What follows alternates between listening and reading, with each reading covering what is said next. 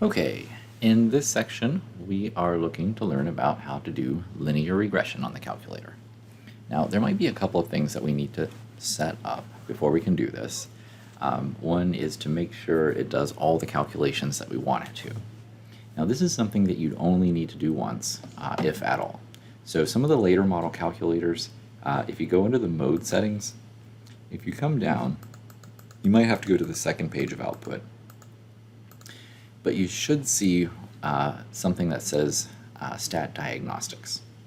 And the stat diagnostics will probably already be set to on by default.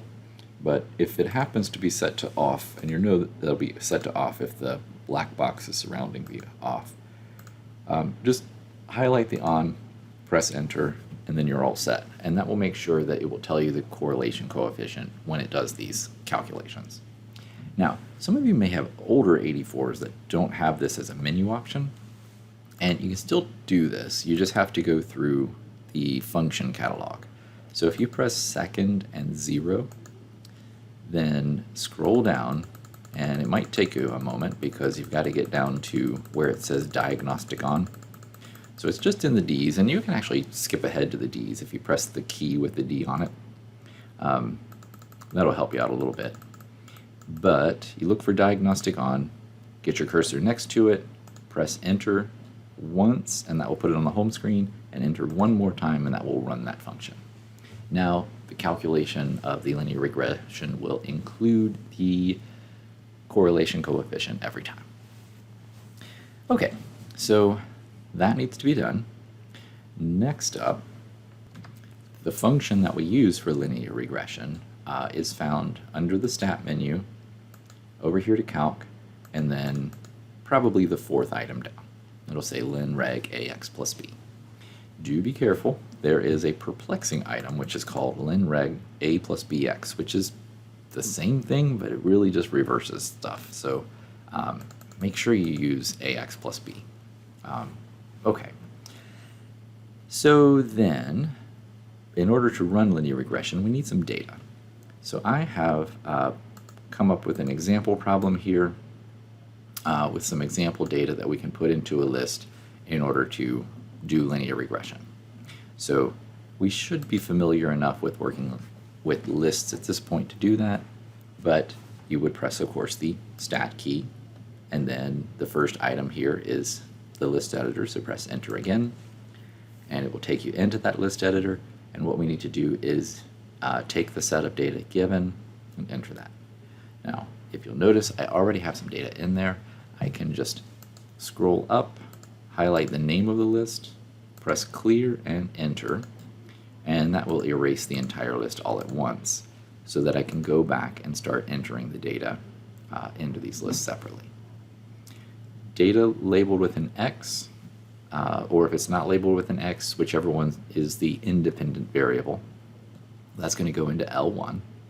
So I would just start entering that data, and then the data labeled with Y, or if neither is labeled with a Y, then the dependent variable, that's going to go into L2. So I'm going to pause the video before entering the rest of this because I think it should be straightforward enough, and then come back in a second. Okay, so that data is now in the lists, and the thing to check for, of course, go back and double check that you've entered the correct data, but most importantly, you definitely need to make sure you have the same number of items in each list. Otherwise, the calculator will give you a dim mismatch error, which just means one dimension of a list or the length of the list is different from another. All right, so I'm going to go ahead and make this larger again so that it's easier to see, and we'll continue through this example. Okay, so to do linear regression from this point, press the stat key again, come over here to the calc submenu, and like I said, we want the fourth item down, press enter, and for most of you, you will see this this menu show up, and if you didn't see this menu show up, if it just says lin reg ax plus b on screen, just press enter and it will do its thing and you're good. Alright, if this menu comes up, the one thing that you need to make sure of is X list and Y list are set to L1 and L2. So that's good. Also make sure frequency list is blank, because a lot of times by default it will be set to L2, and then this will give you incorrect answers when you go to do your linear regression, because it will use the data values in L1 and L2, and then also the data in L2 as the number of times the values in L1 occur, which is not great. So make sure that's clear. Store regression equation, don't worry about this. You could put it in Y1 if you wanted to graph it on the calculator later on or something, but just leave it blank. Then press calculate, and it will come up with the values of the linear regression here. So R, of course, is the correlation coefficient, which in this case looks like it rounds to about 0.8. R squared is literally just the square of the value R. Some courses use that. It's kind of up to the instructor, of a matter of preference. But here we'll just use R. And then y equals ax plus b, you should recognize as the equation of a line.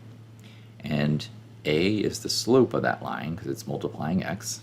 So your slope in this case would be about 0.56. The y-intercept would be about 36.93. And then that would give you the equation of a line that would best fit your data and you could use to make predictions with.